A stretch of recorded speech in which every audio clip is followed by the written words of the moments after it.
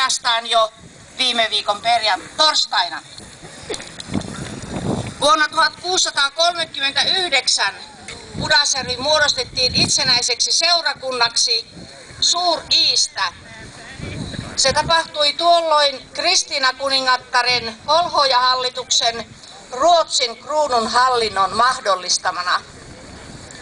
Laaja Suur-Iin seurakunta oli vaikea hallita ja niinpä uusi Pudasjärven seurakuntahallinto perustettiin. Pudasjärveen kuului tuolloin myös suuri osa nykyistä Taivalkoskea ja Ranuaa. Lääniä löytyi. Seurakuntahallinto käytti tuolloin myös maallista hallintovaltaa ja siksi itsenäisen Pudasjärven sekä kunnallinen että seurakunnallinen hallinto katsotaan alkaneen tuosta kyseisestä vuodesta 1639. Tänä vuonna siis